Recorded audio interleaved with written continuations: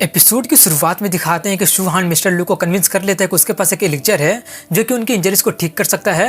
हान की बात मानकर वो काफी ज्यादा खुश हो जाते हैं और हान को अपने एंसेस्टर को देखने के लिए लेकर चले जाते हैं। और मिस्टर लू सोचते हैं कि वो मुझे एक बार बोले थे कि मेरे इंजरी काफी ज्यादा सीरियस है जिससे कि सिर्फ लेजेंडरी एलिक्जर ठीक कर सकता है। मुझे लगा नहीं था कि वो बात सच हो जाएगी। इसके बाद मिस्टर लू, यूनजी, उसके फादर और हान उस जगह पर चले जाते हैं जहाँ पर काफी ज्यादा ठंड होती है। ये देखकर हान सोचता है कि मुझे कभी लगा नहीं था कि लू फैमिली में एक ऐसा सीक्रेट जगह भी होगा।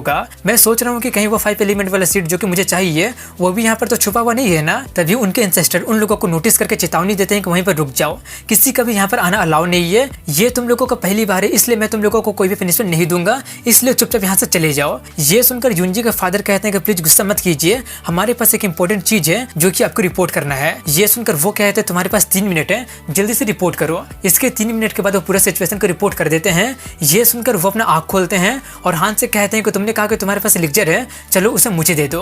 हान कहता है मेरे पास अभी नहीं है। ये सुनकर वो काफी ज्यादा गुस्सा हो जाता है और चिल्लाते हुए कहता है कि मुझसे झूठ बोलने की आखिर तुम्हारी हिम्मत कैसे हो गई, क्या तुम्हें पता है कि इसका परिणाम क्या हो सकता है। यूनजी जल्दी से सिचुएशन को संभालते हुए कहती है कि प्लीज गुस्सा मत कीजिए, हान को एक बार एक्सप्लेन करने तो दीजिए। ये बोलकर वो सोचते हैं कि हान के बच्चे पता नहीं तुम क्या कर रहे हो, अगर तुम सच में झूठ बोले हो तो मुझे डर है कि मैं भी तुम्हें नहीं बचा पाऊंगी। यूनजी को देखकर झाओफेंग कहते हैं कि तुम यंग जनरेशन का सबसे बेस्ट कल्टिवेटर हो, तुम्हारा क्वालिफिकेशन आउटस्टैंडिंग है जिससे कि मैं काफी ज्यादा इंप्रेस हो गया हूँ, सिर्फ तुम्हारे कारण मैं उसे एक चांस दे रहा हूँ। तभी हान अपना फर्नेस निकालकर कहता है कि ये सच है कि अभी मेरे पास वो नहीं है लेकिन मैं उसे अभी रिफाइन कर सकता हूँ। उस फर्नेस को देखकर वो थोड़ा सा चौंकने के साथ साथ काफी ज्यादा एक्साइटेड भी हो जाता है और कहता है क्या ये वही लेजेंडरी एलिक्जर फर्नेस है। हजारों सालों पहले एलिक्जर फर्नेस फैमिली का फॉल के बाद सिर्फ कुछ ही लोग हैं जो कि एलिक्जर रिफाइनिंग स्किल जानते हैं। पिछले 100 सालों में मैं किसी से भी नहीं मिला हूँ जो कि एलिक्जर रिफाइन करना जानता है। क्या मैं जान सकता हूँ कि तुम्हारा टीचर कौन है। ये बोलकर वो सोचता है कि ये इतना ज्यादा यंग होने के बावजूद भी इस तरह के स्किल को सीख चुका है, जरूर वो किसी बड़ा सेक्टर से आया होगा। वहीं पर हान उसके बातों को कोई भी जवाब ना देकर कहते हैं कि अब जबकि आपको मेरी बातों पर विश्वास हो गया है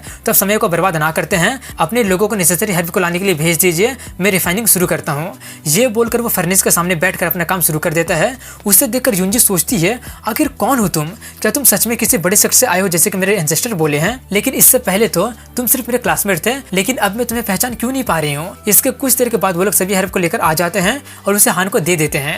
ये देखकर हान सोचता है कि लू फैमिली सच में काफी ज्यादा रिच है, इतने कम टाइम में उन लोगों ने वो सभी हर्ब ला दिया है और उनमें से तो कुछ काफी ज्यादा रेयर भी है। एलिक्जर ऑर्डिनरी फील्ड से काफी ज्यादा अलग होता है और हान जो एलिक्जर रिफाइन करने वाला होता है उसे रिफाइन करना आसान नहीं होता है। रेयर हर्ब के अलावा सबसे जरूरी है रिफाइनिंग स्किल का होना और उनमें से सबसे इंपॉर्टेंट ये है कि कौन सा फायर का यूज किया जाए। चाओटिक चैप्टर मेरे साथ रिबोर्न हो गया है, हालांकि अभी तक उसका यूज मुझे पूरी तरह से समझ में नहीं आया है, लेकिन मैं फिर भी उसका कुछ मैजिकल स्किल को यूज कर सकता हूँ। एग्जाम्पल के लिए हान अभी नानमिंग फायर का यूज कर रहा होता है जो कि 9 हेवनली फायर में से एक होता है जो कि किसी भी चीज को जला सकता है और उसका पावर भी काफी ज्यादा एक्स्ट्राऑर्डिनरी होता है और ये एक पिल रिफाइनिंग मास्टर के लिए बिल्कुल बेस्ट फायर होता है। वहीं पर ये देखकर यूनजी सोच रही होती है कि वो फायर जो पावर को रिलीज कर रहा है वो सच में काफी ज्यादा स्ट्रॉन्ग है। ये बोलकर वो अपना शील्ड को एक्टिवेट करके सोचती है कि उन फ्लेम को कंट्रोल करना चाहिए, क्योंकि अगर वो गलती से भी फैल जाता तो काफी बड़ी मुसीबत हो जाएगा। आखिर किस तरह का फायर सुहान यूज कर रहा है, ये सच में कितना ज्यादा डोमिनेटिंग है, यहाँ तक कि मेरा एनर्जी शील्ड भी काफी मुश्किल से उसे रेजिस्ट कर पा रहा है। वहीं पर हान रिफाइनिंग करते हुए अपने मन में कहता है कि नानमिंग फायर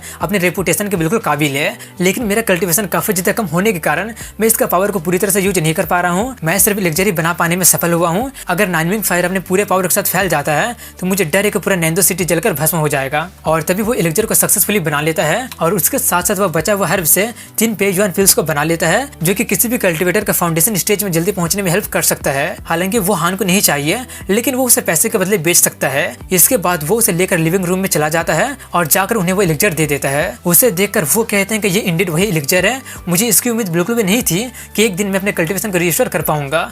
ये बोलकर वो उसे खा लेते हैं जिससे वहां पर ह्यूज एनर्जी फ्लक्चुएशन शुरू हो जाता है। ये देखकर वो काफी ज्यादा खुश हो जाता है और बाकी के लोग उतना ज्यादा स्पिरिचुअल पावर को देखकर काफी ज्यादा हैरान हो गए होते हैं। इसके कुछ देर के बाद वो अपने कल्टीवेशन को रिस्टोर कर लेते हैं और करने के बाद स्पिरिट रिफाइनिंग स्टेज में पहुंच जाते हैं। ये देखकर उसके फैमिली के लोग उसे कांग्रेचुलेशन कहते हैं। वहीं पर झाओफेंग खुश होते हुए सुहान को काफी ज्यादा थैंक्स कहता है और आगे कहता है कि तुम्हारे पास ऐसा एबिलिटी है, इसका मतलब तुम्हारा फ्यूचर तो लिमिटलेस होगा। हान कहता है कि आपने अपने लगभग 80 से 90% पावर को रिकवर कर लिया है, मैं कुछ और एलिक्जर को रिफाइन करके आपको दूंगा जिससे आप अपना 100% पावर को रिकवर कर लेंगे। ये सुनकर सुनकर वो उसे फिर से थैंक्स कहता है और आगे कहता है कि मैं भी अपनी बातों से नहीं मुकरूंगा।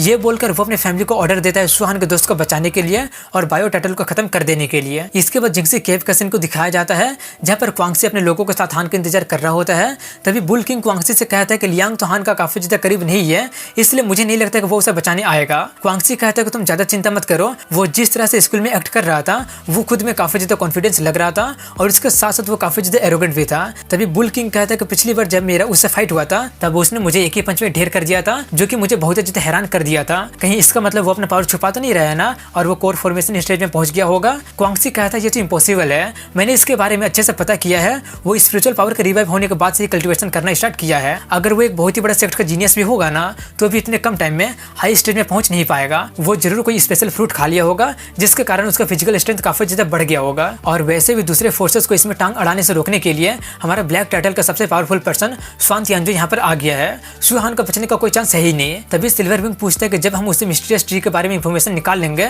तो हम लोग लियांग का क्या करेंगे। मैंने सुना है कि लियांग फैमिली नेंदो सिटी में काफी ज्यादा फेमस और रिच है, लेकिन हिडन फैमिली नहीं है। ये सुनकर क्वांगसी कहता है कि मैंने उसे अभी तक इसलिए नहीं मारा है क्योंकि उसके जरिए हम लोग हान को बाहर निकालना चाहते हैं। उसके बाद हम लोग शू हान और लियांग के साथ साथ उसके पूरे फैमिली को खत्म कर देंगे। वो लोग बातें कर ही रहे होते हैं तभी वहाँ पर शू हान आ जाता है। हान आकर कहता है कि सबसे पहले मुझे लियांग को दिखाओ, अगर वो सही सलामत होगा तभी जाकर मैं अपना मुंह खोलूंगा। ये सुनकर उसके लोग लियांग को लेकर आ जाते हैं। वो आते ही चिल्लाने लगता है कि आपको यहाँ पर नहीं आना चाहिए था। उसका बकबक सुनकर बुल किंग उसे एक लात मारकर फेंक देता है और कहता है कि पहली बार तुम्हारे जैसे होस्टेज को देख रहा हूँ जो कि इतना ज्यादा बकबक करता है। ये देखकर हान उससे कहता है कि तुम ज्यादा चिंता मत करो, मैं तुम्हें जल्दी छुड़ा लूंगा। ये सुनकर क्वांगसी कहता है मुझे ऐसा नहीं लगता है। ये बोलकर वो लियांग के पैर पर हमला कर देता है। उस पर हमला करने के बाद वो हान से कहता है कि चलो जल्दी से उस ट्री के बारे में बता दो, नहीं तो मैं तुम्हारे सामने ही लियांग को खत्म कर दूंगा। ये देखकर हान सोचता है कि लगता है कि बैटल स्टार्ट करने का वक्त आ गया है। ये सोचकर वो उन्हें ऑर्डर देता है।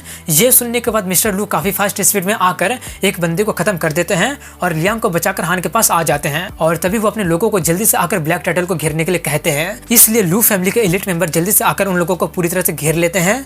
ये देखकर क्वांगसी थोड़ा सा हैरान हो जाता है और उसे कुछ भी समझ में नहीं आ रहा होता है कि आखिर ये सब क्या हो रहा है। आखिर हान को लू फैमिली की हेल्प कैसे मिल गया और वो बुढ़ा कौन है। वो जरूर स्पिरिट रिफाइनिंग स्टेज में पहुंच गया होगा, लेकिन आखिर वो हान का बात क्यों मान रहा है। तभी वो बुढ़ा कहता है कि मैं लू झाओफेंग हूँ, मैं सजेस्ट करता हूँ कि तुम हार मान लो। ये सुनकर क्वांगसी कहता है क्या तुम पागल हो गए हो क्या, तुम एक फाउंडेशन स्टेज के बच्चे को बचाने के लिए अपने फैमिली का सबसे एलिट मेंबर को भेज दिए हो। मैं सजेस्ट करता हूँ कि तुम इसके बारे में थोड़ा ध्यान से सोचो, क्योंकि अगर एक बार हम लोग फाइट करना स्टार्ट कर देंगे तो हम लोग आखिरी दम तक फाइट करेंगे। सॉफेंग कहता है कि तुम मुझसे बात करने के बिल्कुल भी वर्दी नहीं हो, स्वान तियानजो को बाहर आने के लिए बोलो। वैसे भी तुम लोगों की हिम्मत कैसे हुआ मेरे लू फैमिली को बुली करने के लिए जब मैं क्लोज डोर कल्टीवेशन में था, इसलिए अब मैं पूरे ब्लैक टर्टल को खत्म कर दूंगा। तभी तियानजो ये सुनकर कहता है कि मेरे पीठ पीछे ब्लैक टर्टल का इंसल्ट करने का आखिर किसका इतना हिम्मत हो गया है। तियानजो को देखकर क्वांगसी के लोग काफी ज्यादा खुश हो जाते हैं। ये देखकर सॉफेंग कहता है कि मैं उससे निपटता हूँ, तुम लोग यहाँ पर संभाल लेना। ये बोलकर वो उसके पास जाते हुए कहता है कि अपने आप को मास्टर कहने की आखिर तुम्हारी हिम्मत कैसे हो गई जबकि तुम सिर्फ कोर फॉर्मेशन स्टेज में ही हो। ये बोलकर वो उस पर जोरदार हमला कर देता है। वहीं पर नीचे हान लियांग को छुड़ा लिया होता है। ये देखकर लियांग उसके ऊपर चढ़कर काफी ज्यादा खुश होकर थैंक्स कहने लगता है और कहता है कि अब से मैं फ्यूचर में तुम्हारा सभी बातें मानूंगा। हान उसे शांत करते हुए कहता है ठीक है, लेकिन पहले यहाँ का माहौल तो संभालने दो। ये बोलकर वो अपने मन में कहता है कि पिछले लाइफ में मैं अपने काफी सारे लोगों को नहीं बचा पाया था जो लोग मेरे काफी ज्यादा करीब थे, लेकिन इस लाइफ में मैं वही गलती दोबारा से नहीं दोहराऊंगा। ये सोचकर वो कहता है कि मैं क्वांगसी से डील करता हूँ और बाकी के लोगों को तुम पर छोड़ता हूँ।